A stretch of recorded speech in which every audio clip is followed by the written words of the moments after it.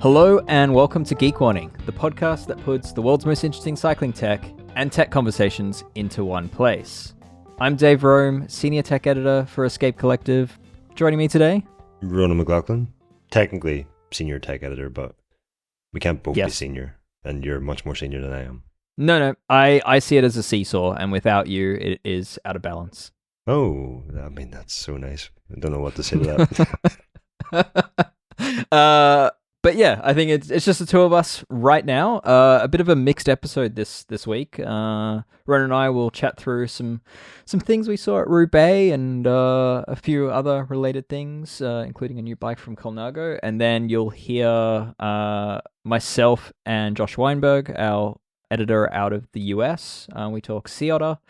And then later on in the episode, for our members, you'll hear our Ask a Wrench with myself and Brad Copeland. Zach Edwards of the Boulder Gruppetto won't be joining us this week. Just timing didn't work out, but he also just landed back home having spent a month away. And apparently it sounds like there was a queue of people camped outside his workshop with worn out chains waiting for his services. So he's been busy. But yeah, we'll hear from Zach in future weeks. So anyway, Ronan, I think we can do a bit of a We Told You So corner this week.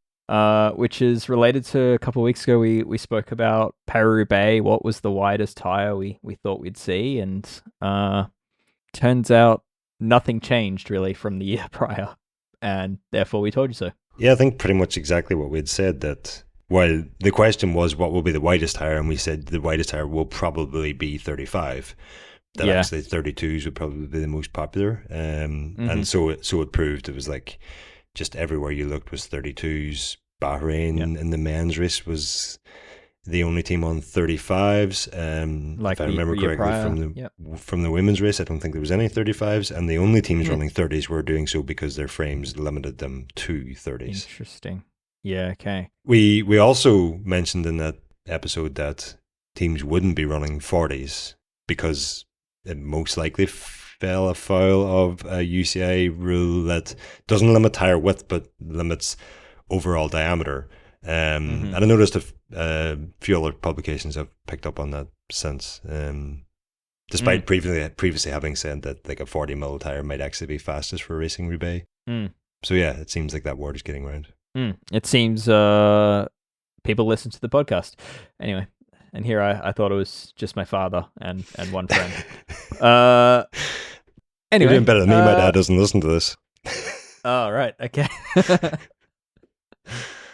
Yeah. So I think, anyway, to summarize, I think, you had predictions of what the podium would look like in terms of tire size. And I think we had suggested 32mm, and we saw 32mm. So I think we were just waiting to see what would Lidl Trek do. And if they had run like not necessarily the new P0 35s and 40s that have been getting all the attention because they're like they're not their fastest tire, but would they perhaps like make one of their RS tires in the mold from the wider tire, like as a one-off for their pros? And there was just no sign of that.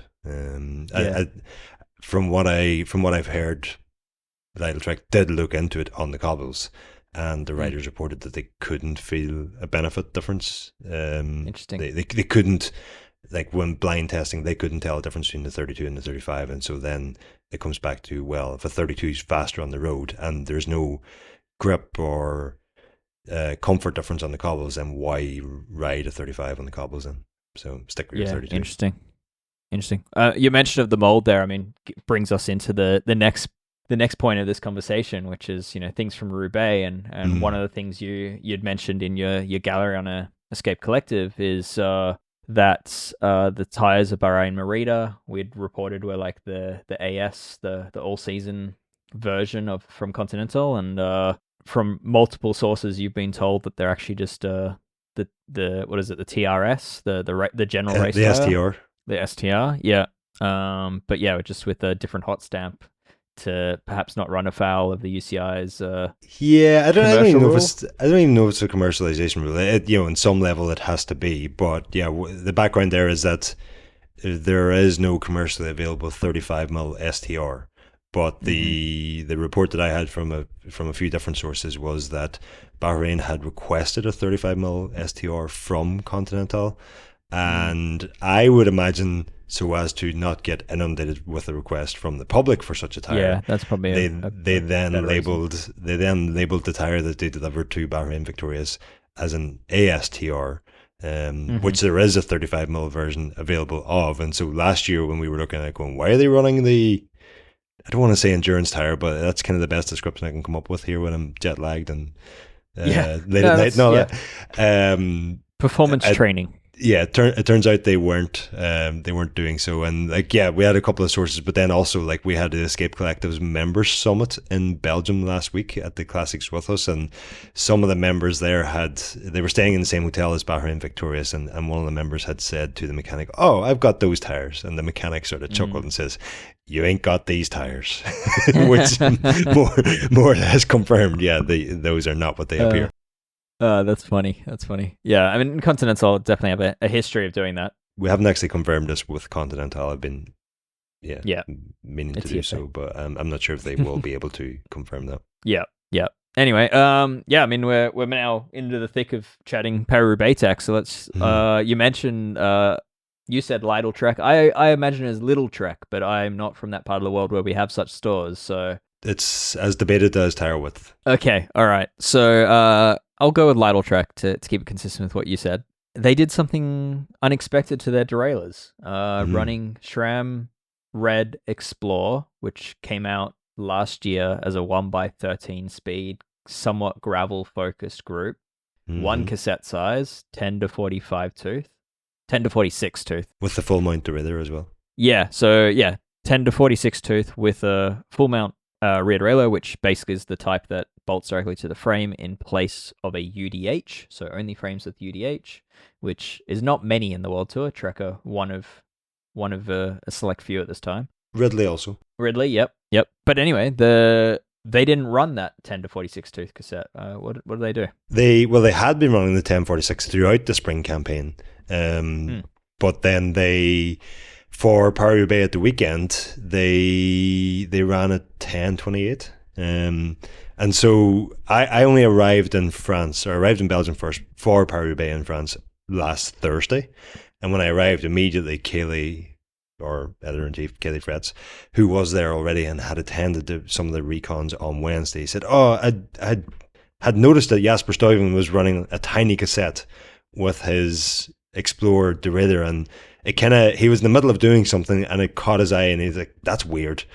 But then like sort of immediately went back to what he was doing, and by the time he got finished up with that, Stuyven was gone, and so he had been saying to me, they're running a 1026 cassette or something like that, and so then like obviously I was like, how does that work? And we're starting to wonder, have they done some sort of software update to it to limit how far the derailleur would go or whatever? And arrived there Saturday morning for Paris-Roubaix Femme with Qvist, and straight over to the Lidl Trek team bus, and it's immediately obvious they've drilled a hole in the derailleur parallelogram, or the derailleur body, and added in a new limit screw, which they then practically screwed the whole way in.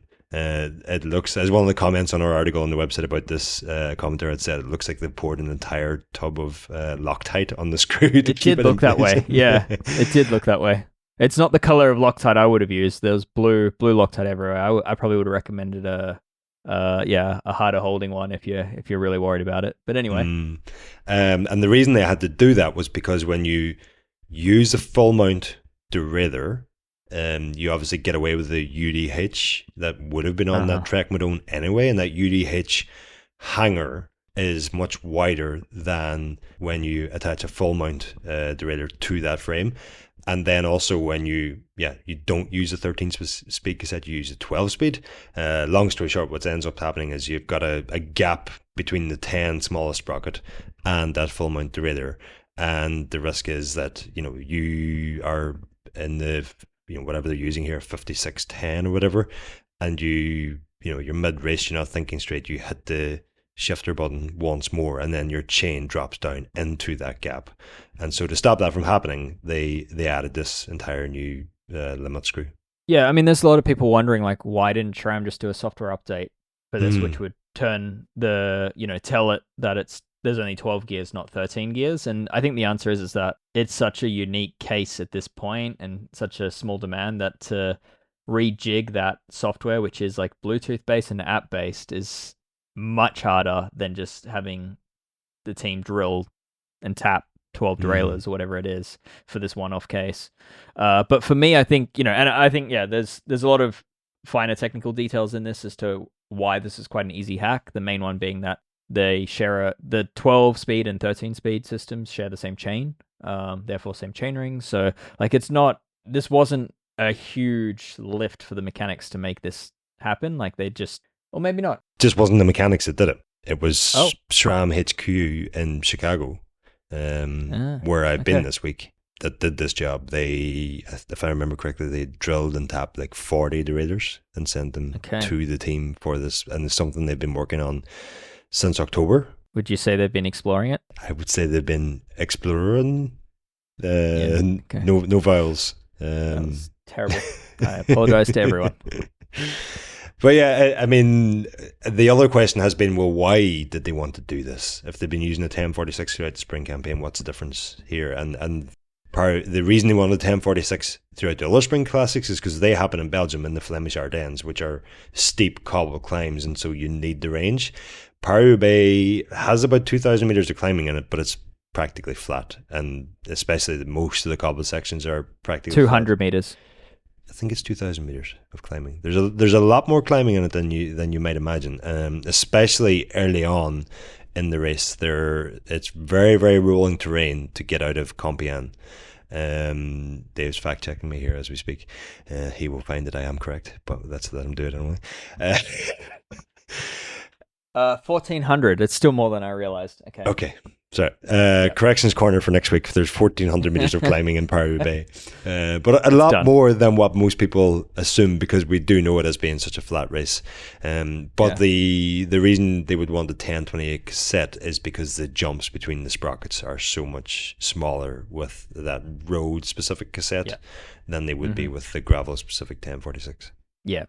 So, but yeah, for me, I think the interesting thing here is that like there's obviously demand from the pro road race world that they really want that extra security of the Explore derailleur, but they want a tighter ratio cassette option. And I think it sort of does signal where SRAM might be thinking of as the next step in its if it is pursuing one by on road, where they may be going, because to achieve that sort of cassette range, the team could have just run the previous SRAM red derailleur, like the regular one, and run it one by, and it probably would have worked. And there is an existing normal mount Explorer. Yes, correct. Derailleur, if they wanted to run a wider range cassette earlier in the spring classics as well, and I think it really comes down to. I wrote an article about this back in February, but to assume this is a marginal gains, or to assume this is a aero gain or something like that, kind of entirely misses the point, in that it's so much more about. I think crash resistance built into the frame, and so if your derailleur hanger isn't broke, you have a better chance of keeping moving. Part of me argues that's maybe not a great idea, because at least if your derailleur hanger is broke, you'd maybe a chance of the mechanic spotting that you've got a concussion or something, rather than you just hopping straight onto a bike and getting going. I do have to say that, but anyway. And then the other thing is the chain retention and the security that comes from it, and the stiffer setup and the better shifting, and I don't know if better is the right word, but certainly shifting on the load and all that. And the chain retention's a big one, because the clutch system in the new Explore derailleur does have a higher like holding power, holding tension, holding ability for the chain, versus like the regular SRAM red, which also has sort of a clutch like mechanism in it. Or the Explore derailleur before that. Like it is a more secure system, that the new Explore. So anyway, a lot to unpack in that, but it's interesting. The one other thing I had mentioned back in February was just like, you cannot understate how important not having to downshift to an inner chainring is before one of the cobble climbs. Not so important for Roubaix, but the chance of dropping a chain there at such a crucial moment, if you can eradicate that is actually a benefit. But I mentioned, Dave, I am at SRAM HQ in Chicago, And one of the things that I'm actually writing a story on at the moment, but one of the things that they showed me, and I bring this up because you had mentioned like the specific demand. Is that a bike with a 16-speed cassette behind you? There's actually 2 sprockets for every one that you can see, so it's a 32 speed. Oh my goodness! Okay. Where there is no bikes behind me. That was a joke. I'm sitting in a hotel room. What I was just going to say was, I bring this up because you mentioned like the demand from the Pro Peloton for a closer range cassette for such a Explorer setup or a 1x setup. And one of the things they showed me yesterday was actually how they work through some requests like that. And so stuff that we kind of think it's a giant paper shredder, isn't it? No, some stuff that we think, well, why don't they do this? It seems so obvious. Like the one we've heard time and time again is like, could you not make the derailleur that it's self-charging? Or the other one that they told me that they get requests for all the time is like voice-activated shifting or voice-actuated shifting. It turns out they've done these things. And I've seen the working prototypes yesterday for these things, and I'm writing an article at the moment that will go up on escapecollective.com, and it is fascinating. But that's a roundabout way of saying, from basically asking the question that you've just asked, I'm sort of getting, if the pros tell us they want something, we'll at least make it. And I can't see a reason why you would make and trial such a cassette and then not bring it to market. Like it's like do I for one would suspect we turn up at Roubaix next year and there just is a 13-speed closer range version of that cassette. Yeah, and I think it's more complicated than just a cassette, because that derailleur the geometry of that derailleur was optimized around a 46 tooth cog in terms of like, if you imagine that full mount derailleur doesn't have a B tension, and all that B tension is basically done, it's integrated into the chain length and knowing the set position and set height of the cassette. So I think, I mean, not to overly speculate here, but I think we'll probably see another derailleur to match, which probably looks a lot like the existing Explorer derailleur, but dimensionally, I believe would be different in order to optimize shifting. But anyway, no need to use the crystal ball too much at this point. Well, yeah, I mean, speaking of Lytle Trek things, in your article along with that sort of hack derailleur, was talk of lever angle woes for the team. Can you sort of what was going on there? What happened? The UCI were doing the rounds on Saturday and Sunday at both races.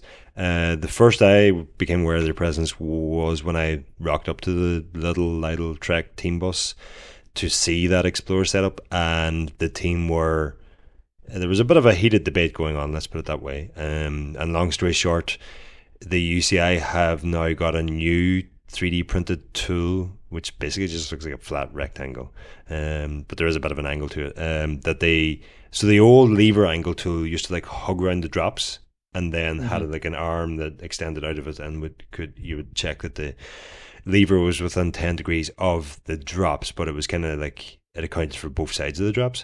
Whereas the new one just leans up against the outside of the drop part of your handlebar and checks the lever from there. And Ellen Van Dyke's bike was found to be over the limit. You're allowed 10 degrees of inward rotation. And Lytle Trek were trying to explain, well, this is only because we've got a double wrap bar tape here for Paris-Roubaix. And so the extra, I don't know what, 5 mil or whatever, that pushes the tool out means that I guess it's hard to argue with. Like your lever is outside the 10 degrees permitted in relation to the drop. But the thing was, the bike had passed this test so many times before, but the UCI weren't having it. They made them change the lever angle on the start line, did so to a lot of other teams. I was sort of wondering to myself, which is more dangerous, a lever at 10.5 degrees or changing a rider's thing that they control the bike with moments before the start of one of the most hectic races of the year. Interestingly, they did nothing about Lotto Kopecki's bars that looked like they were angled into next week. They were turned in that far. But then again, on the levers Sunday, were having a conversation with each other, were they? The levers were doing a lot more than having a conversation. They moved to second or third base, so they had But yeah, Sunday morning, same story, doing the rounds with a lot of teams, moving lever angles. I've seen it happen at Qvist. I know it happened at other teams as well. But interestingly, they were also, it seemed to be like collating a database of measurements that they were taking from a lot of bikes. And so they were going around the paddock, they were measuring tire widths. Interestingly, they were using like the cyclocross 33mm wide chuck that they just like put over a tire before the start of a cyclocross race. And if your tire doesn't fit inside this gauge or this chuck, then you're not starting a cyclocross race. And I would take from that it's kind of, while there is no rule in place at the moment, and so they couldn't actually say anything to like Bahrain Victorious or anybody riding 35s, that seemed to me to be like a check. How many tires are above 33mm? And you could put two and two together there. I'm not sure what the answer would be, but it seems like the answer might be, well, we're going to apply the same 33mm rule to road racing. They were also measuring stem length, handlebar width at the drops, handlebar width at the hoods, handlebar width at the hoods, but then also the width between the hoods. And so I had it explained to me that with the current rules as they are, you could have a flared drop, have your levers at 10 degrees inward rotation, and you could have your levers down to as wide as 19 centimeters apart. And I kind of felt like all this was a bit like surveying haircuts in the military. It's like you all you're really getting is what is happening. I take it from this that they're going to go away and use this information to base their new rules on, but it kind of it just answers where we're at right now. It doesn't answer or just some really good YouTube content. Interesting as well, they seem to be like doing the top riders' bikes, like they did Van der Poel's bike and they did Philipsen's bike, if I remember correctly, at Alpecin, and then they just left, even though they had every rider's name on the list on the spreadsheet for that team. They seem to be picking top riders. Maybe they're just frustrated that we're no longer at races doing pro bike pieces with stem lengths and handlebar widths as often as we used to. Maybe they're just super fans. They're out doing our job filling for us, in perhaps. the gaps of the galleries we do. Yeah. Perhaps they're going to launch UCIcollective.com. Escape UCI. Yeah. Anyway, that's pretty interesting that they're taking all that. But yeah, I mean, it is interesting, and I think it's good that they're doing all this. I'm just fearful of where it goes, because the last thing we need is more rules that are not really based on any solid founding. Yeah. Okay. Well, before we move on from Roubaix chat, what would you say was like your sort of standout tech moment from the weekend? I think that certainly walking the both pits Saturday and Sunday, some of the saddles in use really caught my eye. That was very interesting to me, and certainly some of the time trial saddles I've been experimenting with were popping up in the pro pelotons on road bikes. But I think the highlight for me had to be Ryan Mullen's setup, because Ryan Mullen raced Paris-Roubaix in 2025 on 26mm turbo cottons tires. With probably latex tubes inside.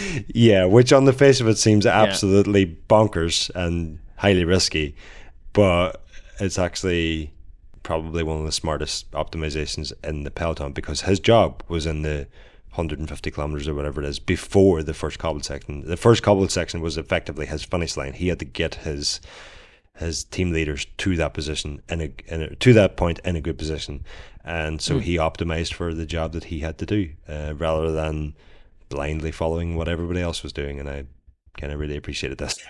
It's I mean, it does feel like pretty sophisticated team optimization. Like obviously the tactics have always been around, but you don't often see like the tech optimization done to match. So it's I mean, I do think it's so blindingly obvious, but yeah, it just doesn't happen all that much. No. And so I dare say a certain new member of staff at Bora Hansgrohe had something to do with that. Someone who we've had on podcast ourselves here multiple times. Yes, the cycling spy himself, Dan Bingham.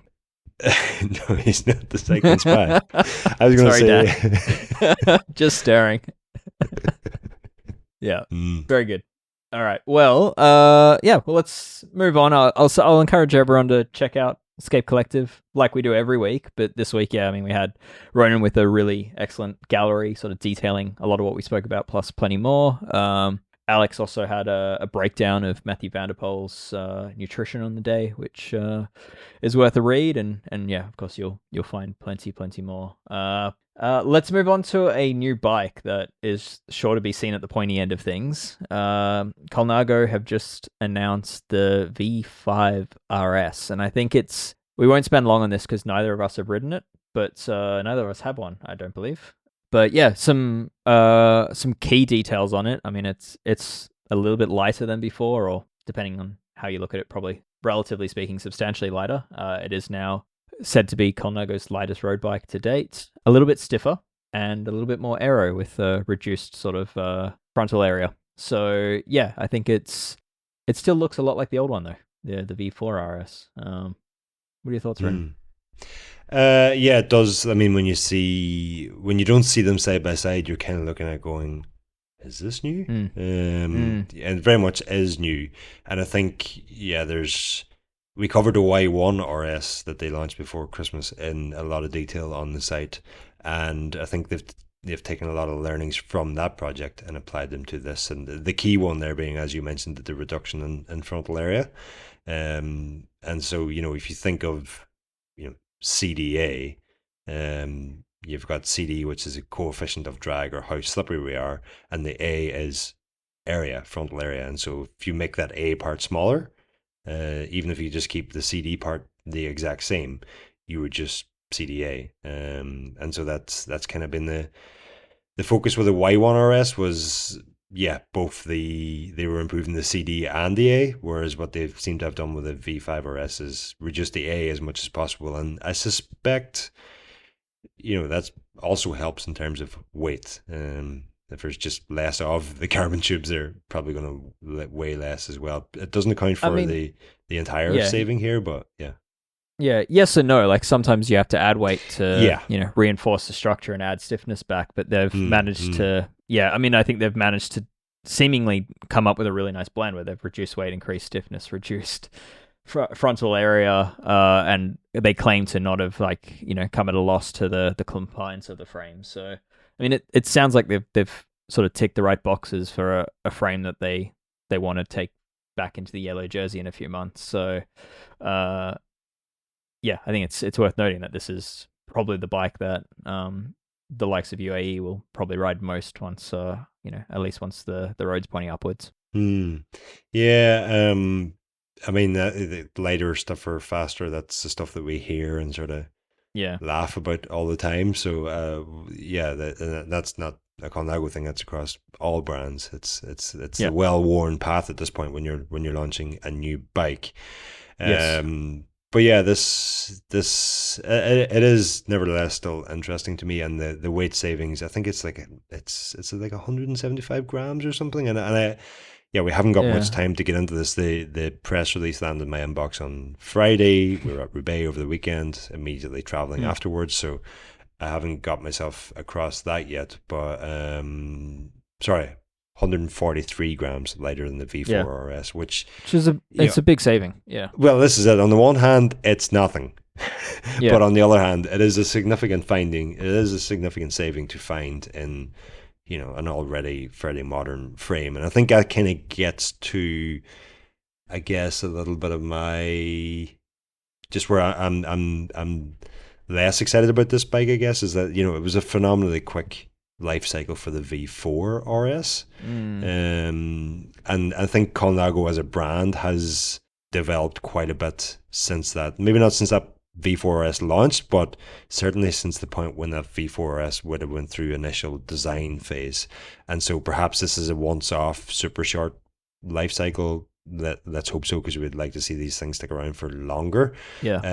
But on the other hand, it is, from what I understand, very, very, very expensive.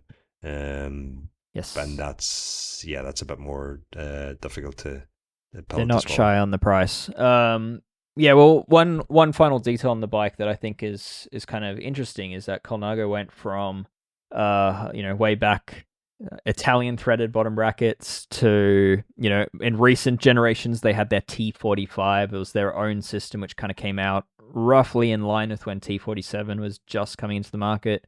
Colnago perhaps even beat it just by a few months. But yeah, it was a own unique size that no one else wanted to use. And then, the V4RS had, I believe it was a T47 bottom bracket. So they'd sort of adopted everyone else's version. This has changed again. It's gone to an English threaded bottom bracket, which is a smaller diameter. And they claim it's for reduce the overall size of the bottom bracket shell, error gains and all. But, you may have heard otherwise, is what we'll talk about. I think it'll just be a frame very similar to the Y1RS. The demand there for the BSA threaded bottom bracket was just from the team. It's the reasoning behind that might be just as simple as the team are using Shimano, sponsored by Shimano. They're sort of, they're requesting from Colnago what they think will be best for their riders, and so they're asking for a threaded bottom bracket. I think that might be because there's maybe a marginal weight saving to be had there, but it kind of gets me to thinking. And like one of the builds that is available here is a SRAM Force, and how well is the dub bottom bracket going to fit? It's going to fit, obviously, but how well is it going to last? Yeah. And when you're squeezing that size, truthfully, it's not such a big issue because these days, like those bottom brackets don't actually compromise bearing size anymore. They just go into like an oversized shell that's external of the frame. So the bearing size is, I think, actually identical to what they'd use on a T47 internal. So that side is like, that's actually pretty good news. But yeah, I frankly think that one of the reasons to make this change is like Colnago T45 was kind of a crappy system in that like you'd often scratch the paint of the frame by trying to work on the thin splines of that system. And I don't think T47 necessarily fixed that issue. You still have these pretty specialist tools and they can slip off pretty easily unless you're really careful or you're using like a way to retain the bottom bracket socket onto the bottom bracket. Whereas like going back to BSA and like a Shimano style bottom bracket, I mean, it's kind of foolproof. It's like you can, like even a mechanic running like power tools could use it just fine with barely leaving a mark on anything. And I think, yeah, if you're building up a few hundred of these things, I think it's something that for me, it's like, easy to travel with those tools. It's anyone can do it. I think it might just be one, weight saving, but two, it could just be as simple as like, no one can screw up the paint while they're using that style of bottom bracket. So I don't know. That would be good. And I know we've already mentioned it, but I'm going to come back to it again. You would not want to be screwing up the paint on a Ultegra equipped bike that costs €10,800. Wow. Yeah, cool. Yeah. Anyway, well that feels like a good place to wrap it up. A nice new bike that's is priced way up there. So, well, Ronan, I think that's all we got time for. To let you go to bed. I think it's pretty late wherever you are, and that brings us on to the next section of the podcast, which is my chat with Josh Weinberg. So I think we'll jump into that one now. Just reminds me that it's well past everybody's bedtime here, and I forgot to bring a US plug adapter, and I have more work to do, and my laptop battery is almost gone, so I need to be getting out of here rather sharpish to get my work done before I run out of laptop charge.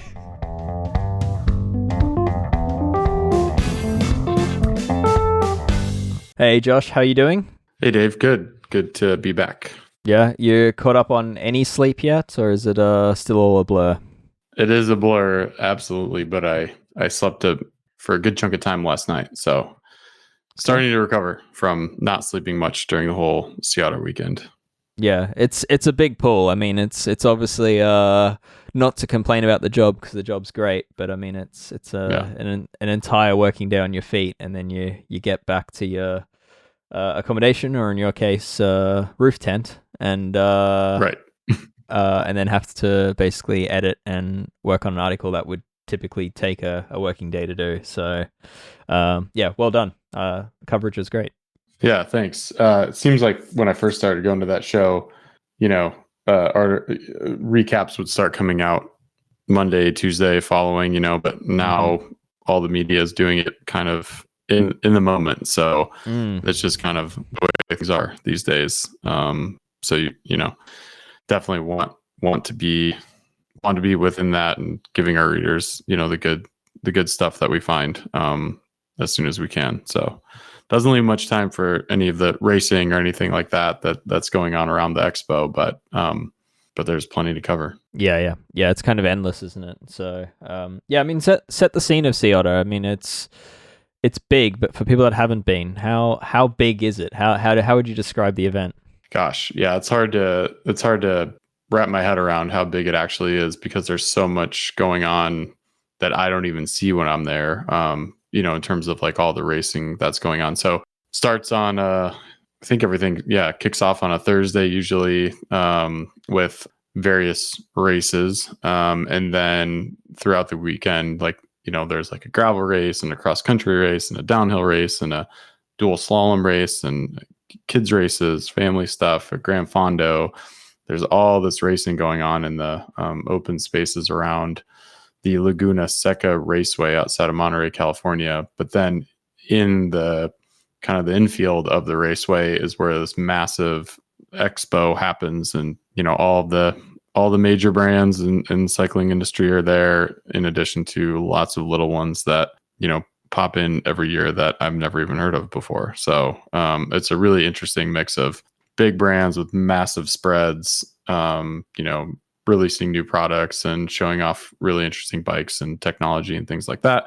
And then like super small brands that, you know, are like selling titanium bolts or something like that. So a lot of interesting stuff there. It's really overwhelming to try to see everything and figure out, like, you know, what's actually interesting and what might just be, you know, kind of noise. Noise. Yeah, exactly. Yeah, I think it's like you say, trying to see everything. I actually don't think it's possible for a single person to see everything, even walking 3 straight days through, like, you know, spending 22 hours or whatever the show is open for over the weekend. I think that's not enough to see everything. So the show's massive. I looked it up, like a few years ago they had, I don't think they've published the numbers yet for this year, but they had 74,000 attendees over the weekend a few years ago. And this year it looks like they'll sort of claiming there'd be roughly 7,000 athletes, both professional and amateur, sort of competing in the events around the show. So yeah, it once was sort of what would you call, like a bicycle festival centered around racing, but these days it's kind of become the de facto North American bicycle show as well. So it sort of rivals Eurobike in a way that brands, at least in the performance space and like in the recreational space, tend to prioritize product releases around Sea Otter now. Whereas Eurobike, I think, has become much more like utility focused, a lot more e-bike, and So anyway, it's massive, and I apologize for having you do it by yourself, but I think you did great. So. Well, maybe next year we can get you over for it too. We'll see. Yeah, fingers crossed. So, but yeah, anyway, it's a huge show, and yeah, I think your coverage did a really awesome job of showing the sort of sprawl and variety of stuff that is to be seen. And so yeah, definitely anyone listening, go to Escape Collective and check out Josh's multi-part coverage. I think there's 3 galleries with all sorts of cool information, cool product in there. So speaking of, let's talk about some of the bigger themes from the week. I mean, it's historically, Sea Otter is more of a off-road / mountain bike scene, I guess. There were some road brands there that were launching new things. A lot of road brands that were there, but not too many prioritized the show as far as their launch platform. But we do have a couple of road bikes to talk about. But in terms of the broader themes, I think they are sort of more slanted towards the mountain bike world, but I think we will probably see this trickle across, perhaps at least into gravel. One of those is gearboxes. Praxis was showing what looks like a prototype or concept product there. Yeah, I mean, what was this thing? Yeah, so that Praxis gearbox, they're calling it, was super interesting to see. It did feel more of like kind of what you said a few minutes ago about more of like a Eurobike product where it's a little bit more around, this idea of like transportation and durability and, kind of maintenance free gearbox. But there are certainly applications for these in mountain bikes and downhill bikes and enduro bikes and heavier bikes, for sure. So yeah. So basically, I mean, I'm gonna like it's such a interesting and complicated device that like it'll be really hard for me to describe in a few sentences. But on our site and then over at Praxis's site, Praxis actually has an incredible page dedicated to this technology with videos and diagrams and things like that. But basically it consists of a hinged cluster of gears that like have this folding cog that the cog kind of like folds in and out of the way so that the chain can hit like different segments of that cog as it like changes gears. So it's kind of like the cog is the derailleur in a way. It's like the cog is doing the moving for the chain. Yeah, and they had like this really interesting kind of see-through display where you could actually use their little shifter and send a signal to the transmission and see it like jumping gears back and forth. So it was a super interesting display. They had it actually built into a bike as well. It was I think it was a Calfee carbon bike that they had commissioned to be built around this gearbox, and I've got a photo of it in the article on the site, and it just the gearbox like assembly just looks, or the housing just looks massive on this bike, but it actually it is massive, but not unreasonable, and I bet over time they'll probably be able to make it even smaller, so as this is just a prototype right now. So just an interesting addition to the gearbox, the rise of the gearboxes. Yeah, that rise of the gearboxes I think's sort of worth talking about, because it's we've seen the likes of Pinion and Effie gear starting to really crack into the market in some segments, and the general idea being that you're sort of, it's similar, I guess in a way it's kind of similar pitches to like internal geared hubs, where you're basically removing the derailleur, which is one of the more vulnerable parts of the bike. You're able to have like a really straight and efficient chain line. You're able to run a belt drive. You're able to run either that or a single speed chain. And yeah, the gearbox, I guess, for mountain bikes is all about like removing unsprung weight off the rear wheel. So you end up just having just a cog and like basically a bare bones rear hub. And all your gears and all the moving parts and anything that can be damaged is sort of central and low down in a fixed position on the bike. So suspension performance is greatly improved. In theory, durability can be greatly improved because the thing's no longer exposed to the elements.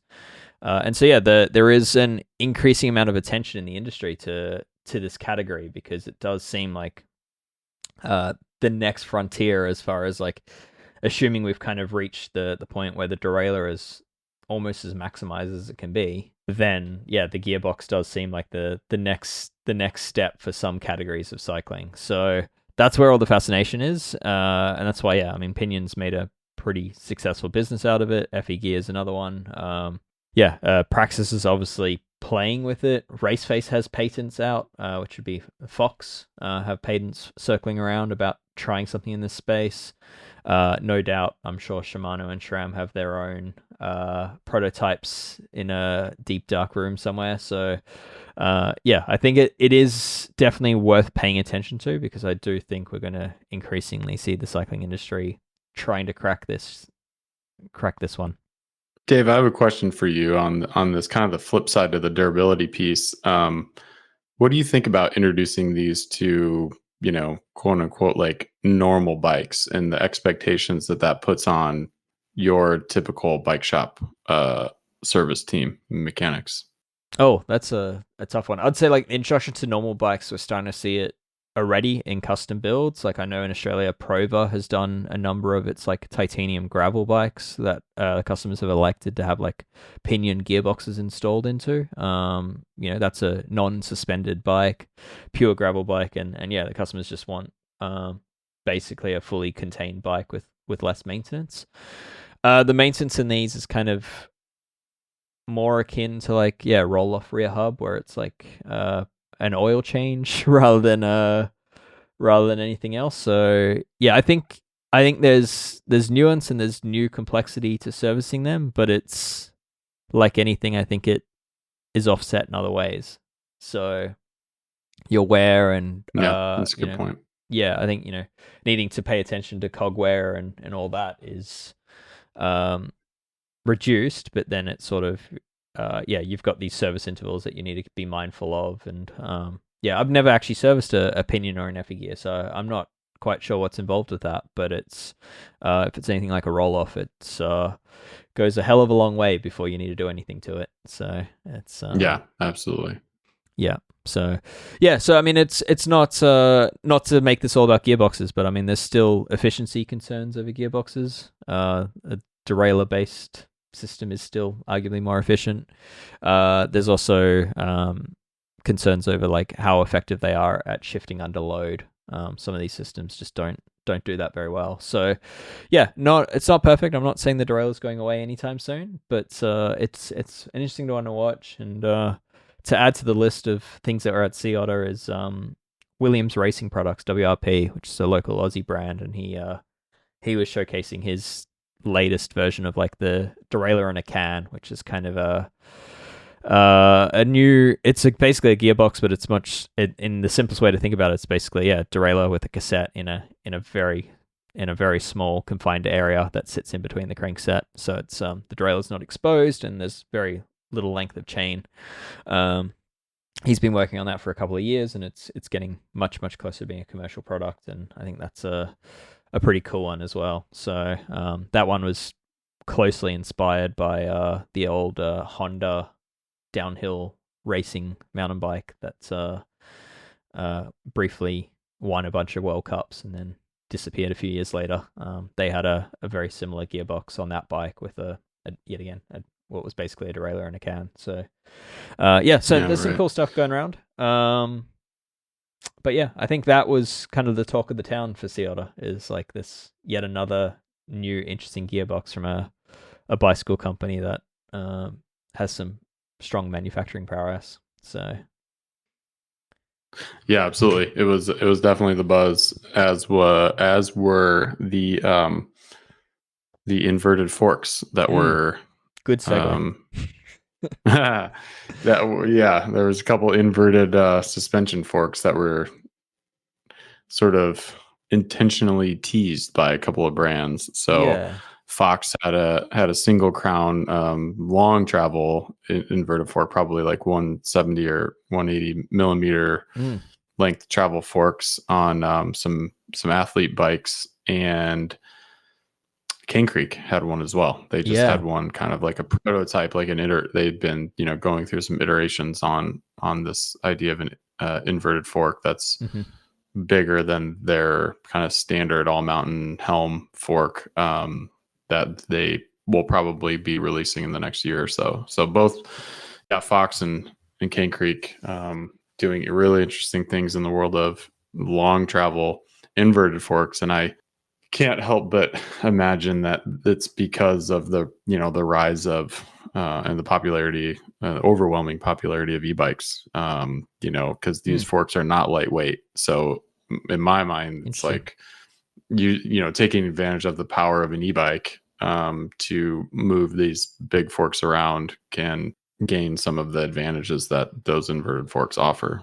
Because as we know, when you try to make a lightweight inverted fork, it doesn't always go so well. Yeah, sure. I mean, that's what I'm talking about. And I wanted to talk about inverted forks because, we don't talk about Gravity mountain bike product here too often, but I think it's worth talking about because we're kind of going full circle on inverted forks again. So Cane Creek, it shouldn't be such a surprise because they already do a gravel fork called the Invert, which is an inverted suspension fork. It's one I got in for a review, and it's it's one of the more interesting gravel suspension forks on the market, just given its weight and design.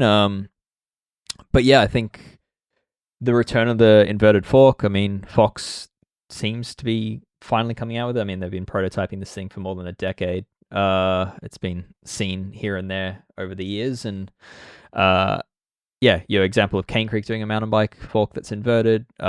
Manitou already have their downhill fork, the Dorado, which has for years been an inverted fork. There's another brand like niche brand called Intend, I think, that do a inverted fork. So they're out and about, and I think it's worth noting that it's a very popular way of doing suspension in motorcycles, because it's basically puts all the structural weight in a fixed position where the structure is most needed. So like around the head tube where the fork is, I guess, most potentially susceptible to loads. It sort of reinforces that area, and then it's the inverted design basically comes back to the unsprung weight that we're talking about with gearboxes. It helps with taking the weight off of the moving part of where the wheel is. So in theory, you can get a little bit better suspension performance. The other big thing is just being inverted. It means the bushings are always sitting in oil. So a normal telescoping suspension fork on any mountain bike, gravity basically forces the oil to sit at the bottom, and you end up often with like dry bushings and seals at the top. And so you can often improve your fork performance by turning your bike upside down for a few minutes and hope your brakes are bled correctly in doing so. This inverted fork kind of just ensures that the whole fork is always sitting in its oil bath. So there's legitimate performance benefits here, but it's, you hinted at this, Josh, which is when you make it too light, you can introduce errors, and RockShox were probably the last big brand to play with inverted forks. With their cross-country fork, they had the RS1 maybe 7-8 years ago, a carbon fiber cross-country race fork. That ended up just having some unwanted flex in it. So, it'll be interesting to see how these brands work around this. But I think it is very interesting. One to add to the list of brands that do inverted forks is Cannondale Lefty. Of course. That's another one. But so I mean, they're a thing, but it is just interesting to see both Fox and Cane Creek sort of tease that they've got these things either coming or far along in the prototype line, and I think we might be seeing a whole new world of suspension forks and how they're done. So big changes for mountain bikes, but also all this stuff eventually trickles down to cross country, and then dare I say the new world of suspended gravel bikes. So I think it's applicable to anyone that rides off road and one to watch. So absolutely agree. Looking forward to seeing what you think of that Cane Creek fork as well. The Intend. Yes, I need to get moving on that one, prioritizing it. So all right, well let's talk about some of the things that I guess caught your eye while you're on at the show. I mean, did you have any favorite things, anything that really stood out to you? There was one that was kind of I saw it after I kind of put together my last photo set, but Hunt Wheels. Yeah, I know, right?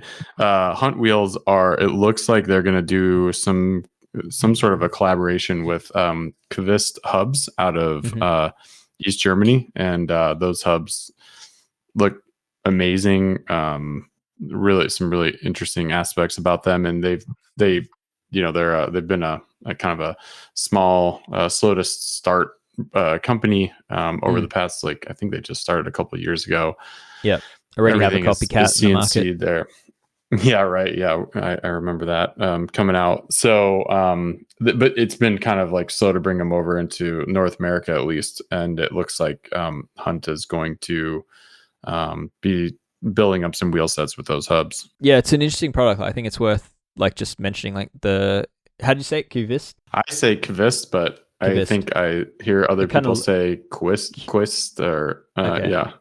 Yeah, I would Qvist. Yeah, in my mind I'm saying Qvist, but I know that's incorrect. So yeah. Either way, it's not a word, but maybe it is. I don't know. But yeah, the rear hub design is really interesting. It's basically like kind of like a DT Swiss star ratchet. So you've got these two toothed rings that sort of interlock with each other to create drive, to allow the hub to freewheel, and then when you pedal forward, the rings lock in solidly, so you have like a 360 degrees of full constant engagement.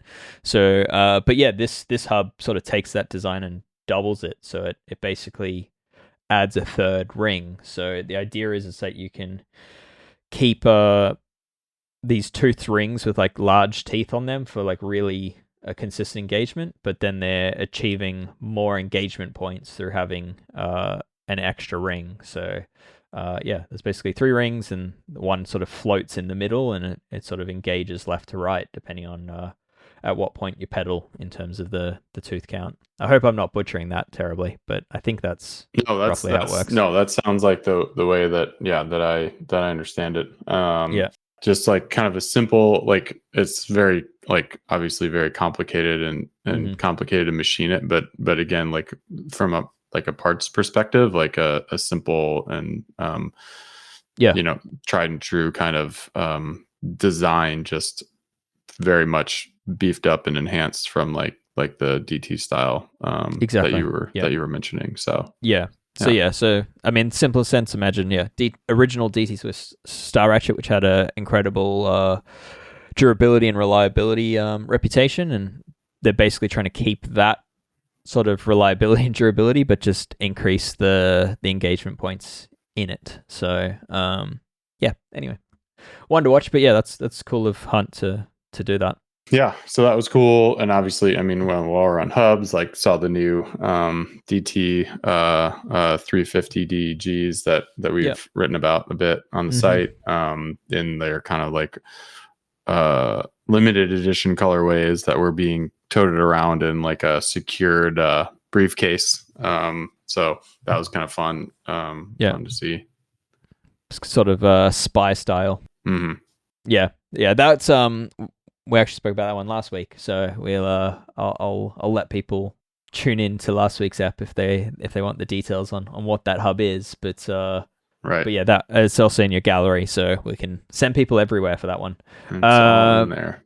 A couple more real quick. There was a couple of new tools from Abbey Bike Tools. They have a clever. It's again another simple yet very clever tool, the chain whip with a magnetic end on it, so you can like kind of loop it around a cassette and kind of get that purchase before you start trying to remove that. Can I be a little showboaty for a moment? Please. That was my idea. Your idea. Yeah. I'd been gluing magnets to my chain whips for a number of years, and I think I may have inspired that one. So it's definitely a cool thing, and it's a 3D printed piece. So in theory, I think you can add it onto your existing Abbey Bike Tools chain whip. Sure. Yeah. Yeah. Speaking, they've got spoke wrenches now. Yep. And then they released like a shop version of their Crombie and their chain whip for really tight cassettes, which I'm not going to say was my idea. I don't think I was the first to commission Abbey Bike Tools to make them, but I had previously commissioned them to custom make me some. So so I know other mechanics out there have these, but they're now actually available as like an item on the website rather than a Noda email and pay for them kind of deal that they were before. So but that's a cool thing, like basically like high leverage, high strength cassette tools, which aligns to a topic I think we did last week in Ask a Wrench of the podcast, which was about really tight SRAM cassettes. So that's why those tools may or may not now exist. So what else do you see? What's anything else sort of more wish you could take wheels home? And tires? The more wheels and tires from Terravail. I'm super interested in what they're doing with their wheel program now. They've got a gravel wheel that we talked about a few weeks ago. I think that was right around the Mid-South gravel race time. I think they launched them there, so it was about a month ago.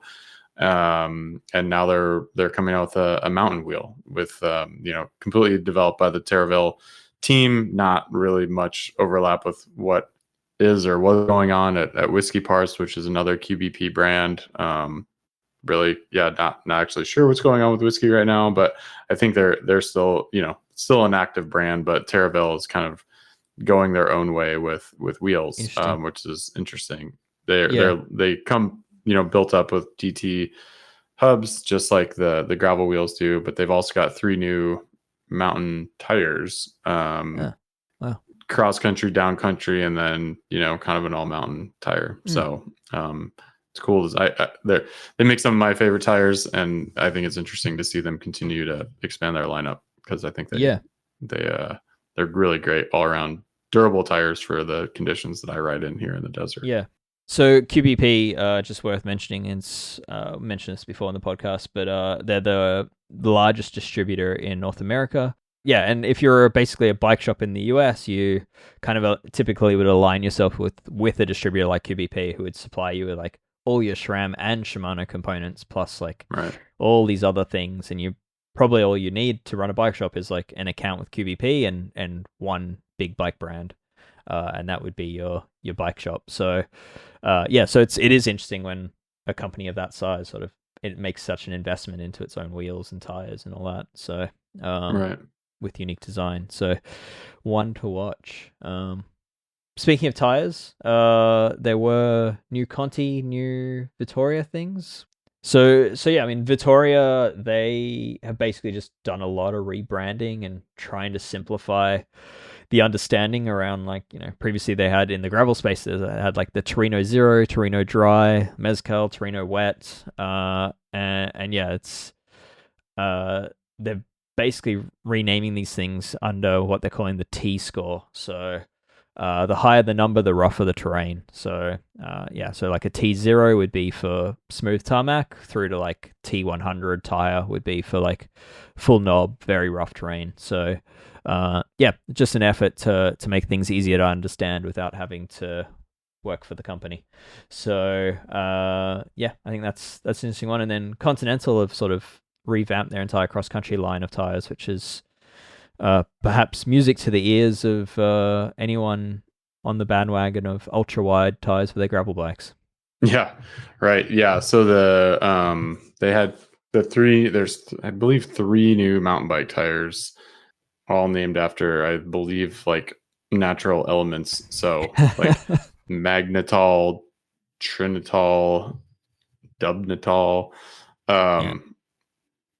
It's gonna be interesting to try to keep track of those, but I think there was some they are getting rid of some. So, well, I guess just take a step back. A lot of like elite gravel racers were running Race Kings in the lighter weight casings in some of the wider widths, like a 2.25 or 2.2, and I think there was some worry that maybe with these new tires that have come out, that Continental was going to eliminate like all of the old ones, when in fact, because of the popularity of that particular Race King, they're going to keep it around, at least for the time being, even though the Dubnitol, you can see I've got some photos in the article on the site. It's my first reportage from the show. If you're interested in looking, the tread patterns look super similar. I think it was intended to be the replacement of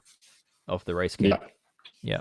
Right. So I think, like, depending on how folks end up, liking the casings that these tires are coming in now, that there's like some different options, but typically the desire would be to go with like the softer casing in the wider widths or higher volumes for gravel racing. So it'll be interesting to see if those kind of take over where the Race Kings left off.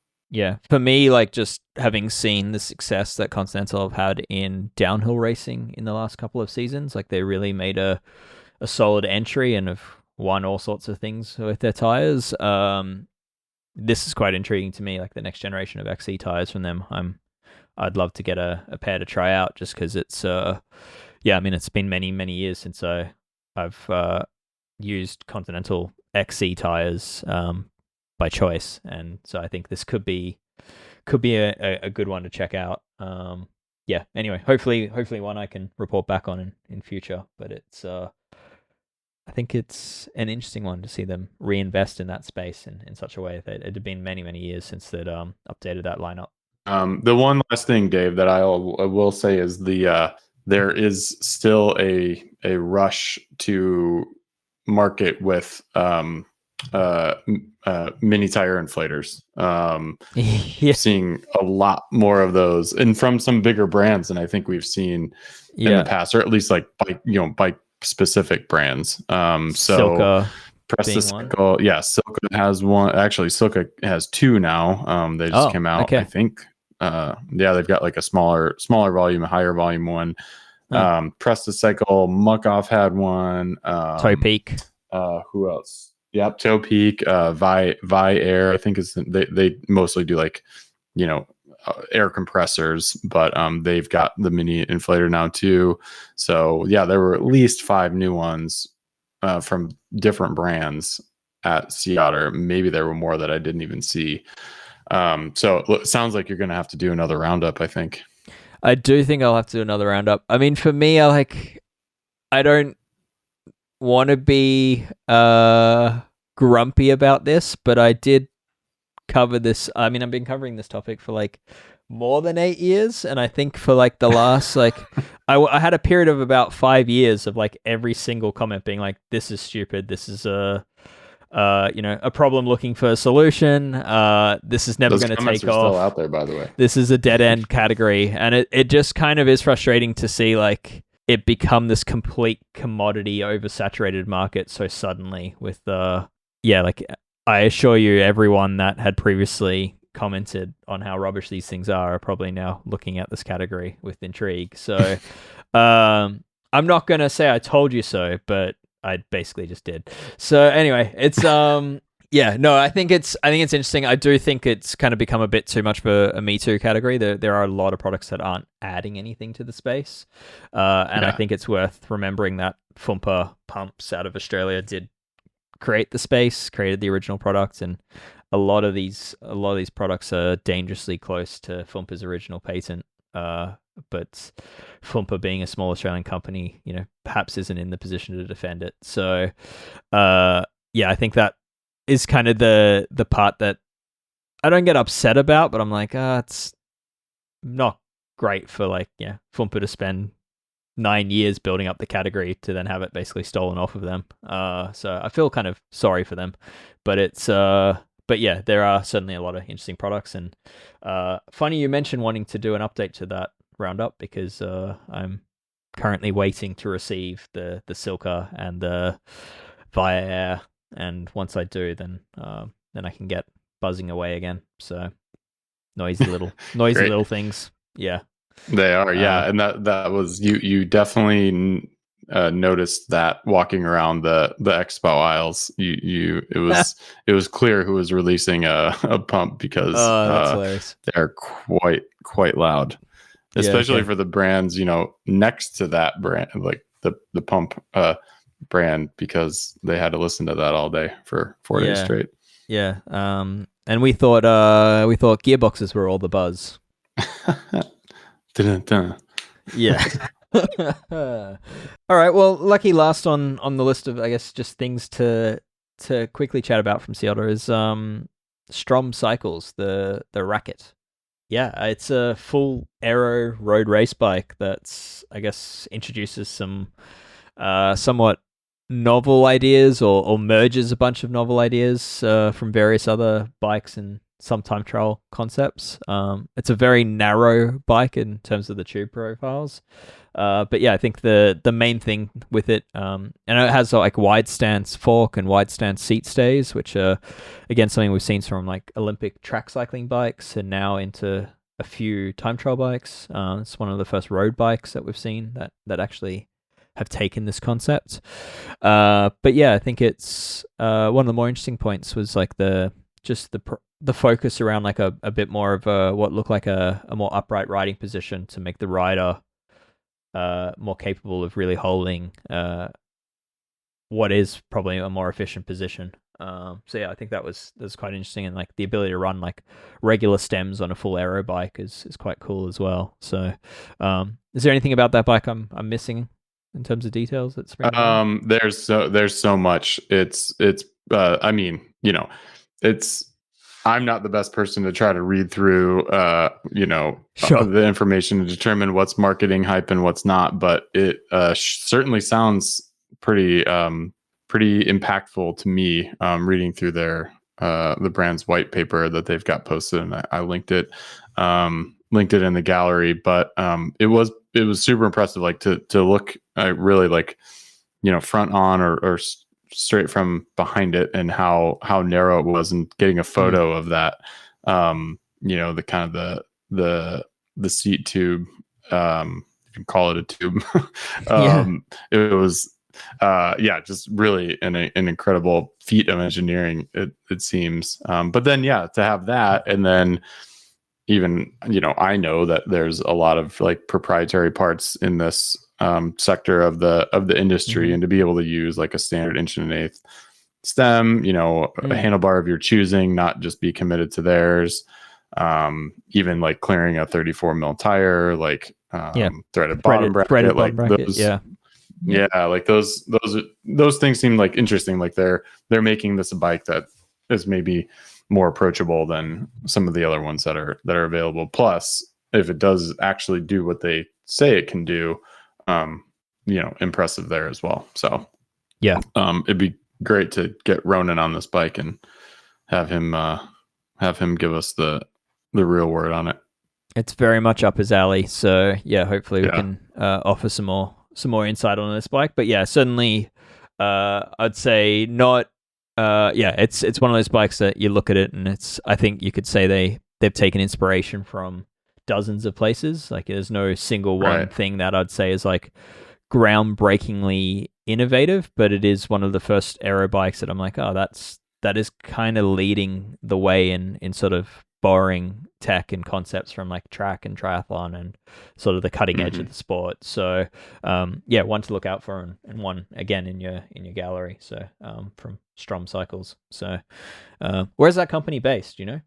The engineers are, I believe they told me, I could be wrong about this, but I mean they're in the US. I'm trying to remember what states they said they were from. I think they were kind of a team that was spread out. So I don't think they were all in the same. I don't think they all live in the same state. And I want to say like mountain states, like, or Pacific Northwest, like Utah or Washington come to mind, but I could be completely off with that. So don't quote me on that. Gotcha. Okay. Cool. All right. Well, well done on all the coverage, and what's next on the calendar for you?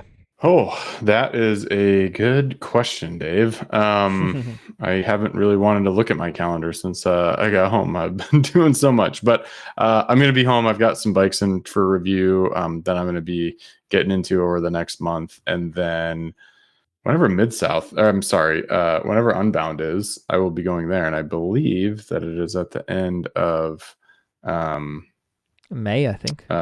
It's at the end of May. So I have a good month and a half at home, and then take off for Emporia, Kansas that last week of May. So nice. Good. Well, I guess so lots of bikes to review and other gear, and so that's what you'll be seeing from me over the next few weeks. Yeah, nice one. All right. Well, great coverage, and good to see you, and we'll chat again soon. Good to see you too. All right. Thanks, Dave. Cheers.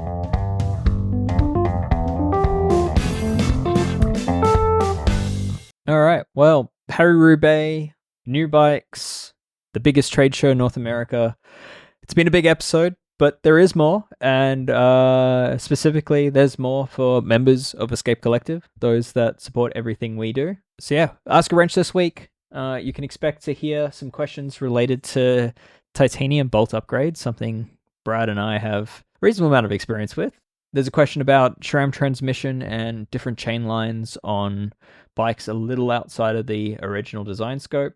And we have a question about wheels taking on water and what to do about it. So, yeah, a few things to chat about, all done with Brad Copeland, who's now head mechanic with Specialized Off-Road Factory Racing. So, some good insights there. But yeah, to listen to all of it, you will need to become a member of Escape Collective. So, head to escapecollective.com/join, become a member. Once you're a member, then it's just a couple of easy steps to set up access to our member feed of the podcast. So from there, yeah, you can head into your account and head to the podcast page. You'll get instructions there. You can also, on that podcast page, now listen to the full versions of the episodes with the Ask a Wrench segment, just using that page as a player as well. So you've got a few options. But yeah, hopefully you join us soon, because there's plenty of good stuff that is about to happen. That's the end of the free episode. Thanks for tuning in, and we'll see you next week.